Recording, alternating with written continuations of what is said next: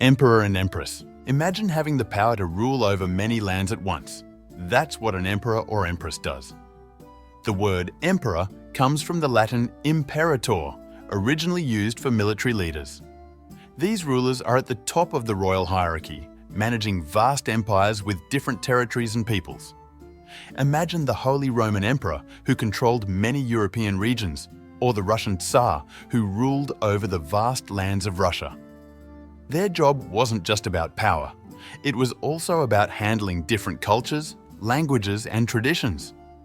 Emperors and empresses often dealt with complex politics and had to balance the needs of their diverse subjects. They also played crucial roles in warfare, diplomacy, and the expansion of their realms. King and Queen. Kings and queens are the classic symbols of royalty. The word king comes from the Old English signing, and queen comes from the Old English quen. They rule a single kingdom and usually inherit their position from their parents. Picture the King of Spain or the Queen of England. These are the figures we see in grand ceremonies, wearing crowns and making important decisions for their country. Beyond the glamour, they have big responsibilities like making laws and representing their nation around the world. Their lives mix tradition, duty, and public service. While kings don't have such varied classifications, queens can be broken down into distinct categories.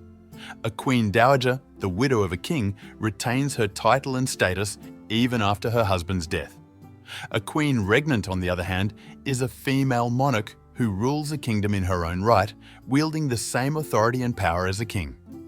Lastly, a queen consort is the wife of a reigning king, holding the title and participating in ceremonial duties but without sovereign ruling power. Archduke and Archduchess. The titles of Archduke and Archduchess are a step above Duke, but below Emperor and Empress.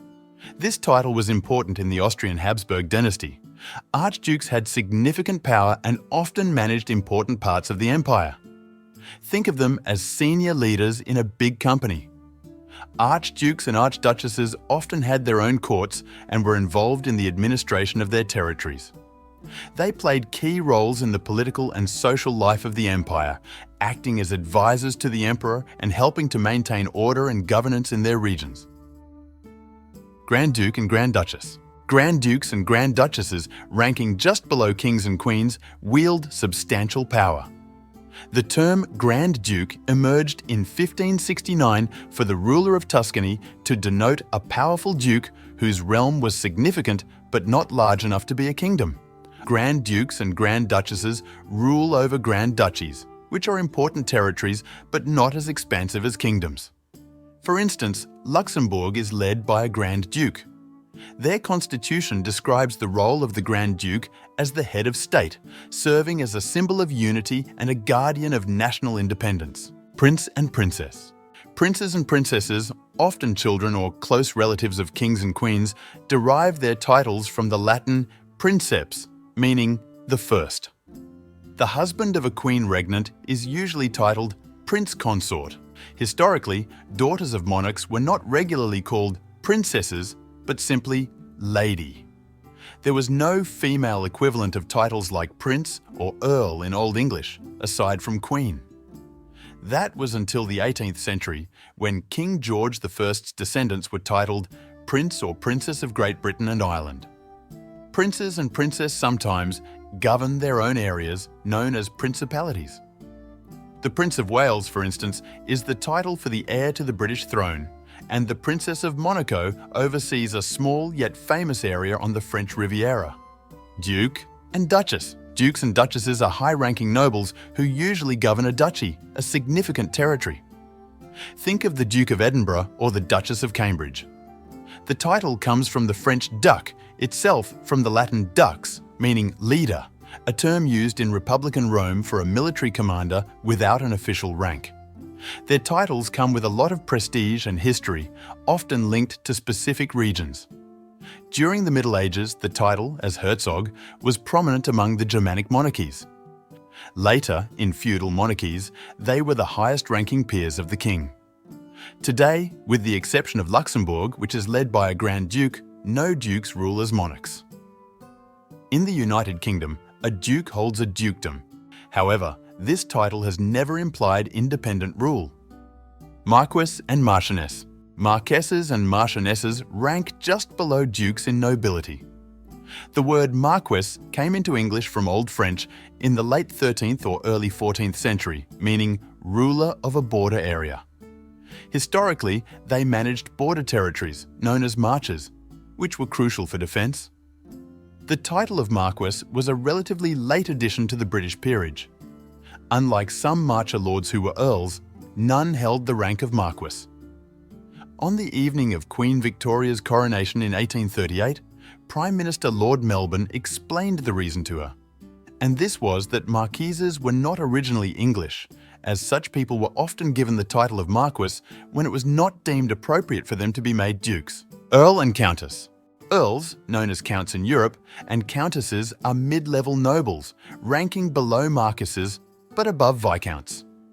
The title Earl is one of the oldest in British nobility, originating from the Old English word Earl, meaning a man of noble birth or rank. This word is akin to the Scandinavian Jarl. In Scotland, the title of Earl assimilated the concept of More Mayor, the Gaelic term for a regional or provincial ruler. In modern times, earldoms have typically been created exclusively for members of the royal family, such as the Earl and Countess of Wessex. The office of Earl evolved from the Anglo-Saxon ealdorman, the chief officer in a shire appointed by the king. During Caernut's reign, ealdormen became earls, governing in the king's name. Under Edward the Confessor, earls gained autonomy. Despite efforts to prevent hereditary succession, some earldoms became hereditary. The Norman conquest of 1066 introduced an Anglo-Norman aristocracy, reducing and aligning earldoms with the king's needs. Viscount and Viscountess.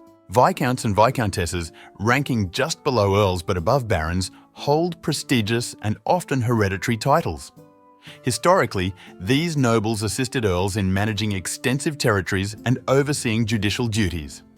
The term Viscount originates from the Old French Visconte and medieval Latin Viscomes, meaning deputy or companion, first used in Normandy by the early 11th century. The status and any domain held by a Viscount is a Viscountcy. In the Carolingian Empire, Viscounts aided counts in governing provinces and smaller regions, with kings ensuring these roles were not hereditary to prevent rebellion. Baron and Baroness. Barons and baronesses, situated at the entry level of nobility, govern a barony. The title of baron has persisted through centuries, originating from the Old French baron and the late Latin baro, meaning man, servant, soldier, mercenary. These aristocrats rank higher than lords or knights, but below viscounts or counts. After the Norman conquest in 1066, the French feudal system introduced baronies. Legislation in the 17th and 19th centuries made feudal baronies obsolete, converting them into hereditary or life titles, with modern barons including royal family members and distinguished individuals like Alfred, Lord Tennyson.